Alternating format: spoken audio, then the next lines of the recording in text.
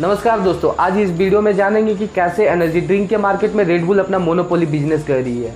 दोस्तों, जब भी आप लेजीनेस या स्लीपीनेस महसूस करते हैं तो आप एनर्जी ड्रिंक पीते हैं या तो फिर चाय पीते हैं और आप तुरंत से एनर्जेटिक हो जाते हैं और नींद गायब हो जाती है। बस इसी फीलिंग्स के कारण एक इंडस्ट्री का जन्म होता है जिसे रेड बुल के नाम से जाना जाता है। 2015 में इसकी नेटवर्थ $64.7 बिलियन की हो गई थी। 2019 में इन्होंने 7.5 बिलियन केन बेचे।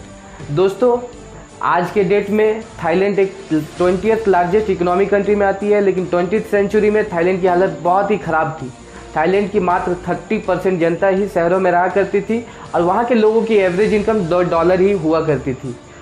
उसी समय 1923 में केलियो एविदा नामक व्यक्ति का जन्म एक बटक चरवाहों के फैमिली में होता है। केलियो अपने भाई बहनों में तीसरे नंबर पर आते हैं और जैसे जैसे केलियो बड़ा हुआ, इन्हें अपने घर से 330 किलोमीटर दूर बैंकॉक अपने भाई के केमिस्ट की दुकान में भेज दिया जाता है, जहाँ पे ये एंटीबायोटिक के मार्केटिंग सेल्समैन के तौर पे काम करते हैं और वहाँ पे मार्केटिंग और केमिस्ट्री के बारे में बहुत कुछ सीखते हैं। उसी दौरान ये टीसी फार्मास्यूटिकल नाम की एक कंपनी भी चला रहे थे, लेकिन 1960 और 62 के दौरान ये एक आश्चर्यजनक ऑब्जर्वेशन करते हैं, जिसके कारण आज के बिजनेसमैन के लिस्ट में केलियो एविदा का नाम भी सूचीबद्ध किया जाता है। मतलब 1962 के दौरान एनर्जी ड्रिंक के नाम पर सिर्फ एक ही एनर्जी ड्रिंक मार्केट में मिलती थी, लिपोविटन डी, और वो जापान से इंपोर्ट किया जाता था थाईलैंड में और काफ़ी महंगा हुआ करती थी।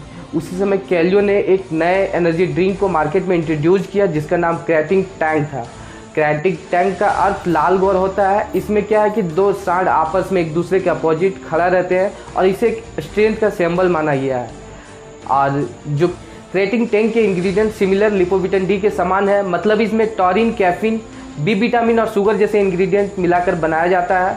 और जैसा कि आप जानते होंगे कि चाय में 80% कैफीन होता है, जिसके कारण हमारे माइंड की एक्टिविटीज़ को कुछ देर के लिए बढ़ा देता है, और उसी प्रकार टॉरिन और कैफीन के मिश्रण लेने से हमारे माइंड की एक्टिविटीज़ को कुछ देर के लिए बढ़ा देता है और हमें स्लीपीनेस और लेजीनेस जैसे प्रॉब्लम से थोड़ी देर के लिए राहत मिलती है।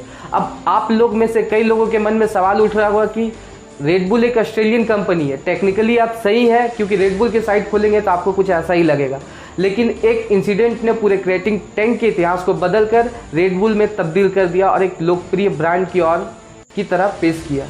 तो चलिए वो इंसिडेंट को हम समझते हैं थोड़ी देर के लिए। ये इंसिडेंट कुछ इस प्रकार से होता है कि 1982 में थाईलैंड के दौरा कर रहे एक व्यक्ति डाइट्रीज मैटेस्टीज नाम के अपने जेटलैग की प्रॉब्लम से जूझ रहे थे, साथ ही अपने मार्केटिंग करियर में भी स्ट्रगल कर रहे थे। डाइट्रीज मैटेस्टीज 1982 में एक टूथपेस्ट कंपनी के मार्केटिंग के लिए थाईलैंड जाते हैं और उन्हें वहाँ पे जेटलैग की प्रॉब्लम हो जाती है। इसमें क्या होता है कि बदलते वातावरण के कारण लेजीनेस और स्लीपीनेस जैसे प्रॉब्लम होने लगते हैं। ठीक उसी प्रकार से डाइट्रीज मैटेस्टीज के साथ होने लगा। फिर उन्होंने क्रेटिंग टैंक नाम की एक एनर्जी ड्रिंक पीते हैं और इन्हें उस जेटलैग की प्रॉब्लम से बहुत राहत मिलती है और उस जेटलैग की प्रॉब्लम ठीक हो जाती है। ये इस एनर्जी ड्रिंक से इतना ज़्यादा प्रभावित होते हैं कि अपने बचत के 5 बिलियन खर्च करके एक 49% के पार्टनरशिप कर लेते हैं केलियो के साथ। मतलब केलियो और डाइट्रीज ने अपने बचत के 5 बिलियन खर्च करके 49% के पार्टनरशिप करते हैं। बाकी के 2% केलियो के बेटे चार्ल्स को दिया जाता है और इस प्रकार से एक नई कंपनी रेड बुल की स्थापना 1984 में करते हैं। रेड बुल नाम की एक नई कंपनी का स्टार्टअप करते हैं। केलियो और मैटेस्टीज के बीच संधि होता है कि कंपनी का बागडोर डाइट्रीज मैटेस्टीज संभालेंगे।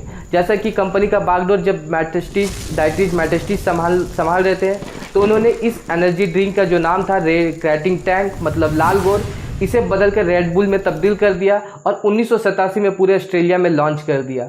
2000 आते आते ये अपनी कंपनी को पूरे एशिया, यूरोप, अमेरिका, कैलिफोर्निया तक विस्तार कर दिया और अपने आप को एक बहुत बड़ा ब्रांड के रूप में प्रेजेंट किया।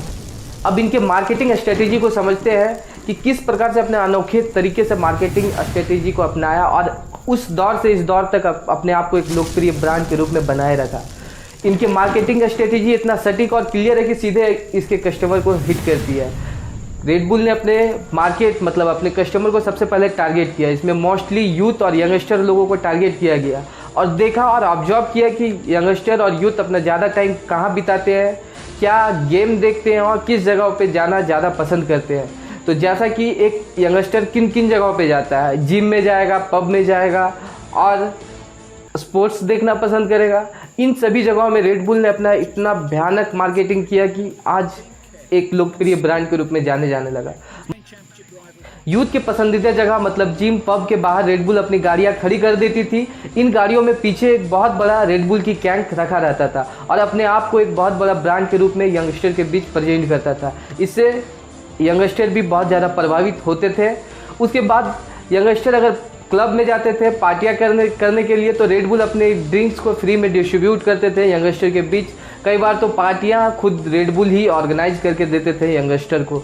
इससे क्या होता था कि कस्टमर और इनके रेड बुल की कंपनी के बीच एक डायरेक्ट कांटेक्ट होता था, मतलब डायरेक्ट कांटेक्ट होता था, क्योंकि जो दिखता है वही बिकता है। अब विजुअल अपीयरेंस अपने आप को बहुत अच्छे से प्रेजेंट करता था रेड बुल। इसी पर यहाँ तक कि यंगस्टर जिस गेम को देखते थे, मतलब फार्मूला 1 कार रेसिंग, फुटबॉल की टीम, इन सारी टीम को भी रेड बुल ने खरीद ली थी। इनके फार्मूला 1 कार रेसिंग तो 4 बार लगातार चैंपियन के रूप में अपने आप को प्रेजेंट किया था और रेड बुल की इससे बहुत ज़्यादा मार्केटिंग हुई थी। उसके बाद फुटबॉल की टीम को खरीदे थे। अब फुटबॉल वगैरह जैसे गेम बहुत ज़्यादा यूथ देखना पसंद करते हैं। उसी प्रकार एक 24 मील की स्पेस जंपिंग में भी एक अक्टूबर 2012 में एक 24 मील की स्पेस जंपिंग होती है, वहाँ पे फैबुलस वार्ड गार्टनर को भी ये स्पॉन्सरशिप करता है। मतलब यंगस्टर और यूथ को टारगेट करने के लिए ये हर जगह मार्केटिंग करता है, कहीं पे अपनी मार्केटिंग स्ट्रेटेजी को कमज़ोर नहीं होने देता है। कई बार तो इनके अपने मार्केटिंग स्ट्रेटेजी के कारण इनको नुकसान उठाना पड़ा और जुर्माना भरना पड़ा है। 2014 में एक ऐसा समय भी था जहाँ पे रेड बुल को अपने मार्केटिंग स्ट्रेटेजी के कारण बहुत बड़ा नुकसान उठाना पड़ा था। मतलब 2014 में एक बेंजामिन क्रेटर नाम के आदमी ने रेड बुल पर केस करता है, यह कह के कि वह 2002 से रेड बुल पी रहा है लेकिन उसके शारीरिक और मानसिक क्षमता में ज़रा भी वृद्धि नहीं होती है। और इस केस के कारण रेड बुल को $13 मिलियन के जुर्माना भरना पड़ता है। मतलब 91 करोड़ 66 लाख रुपए जुर्माने के तौर पे रेड बुल को भरना पड़ता है।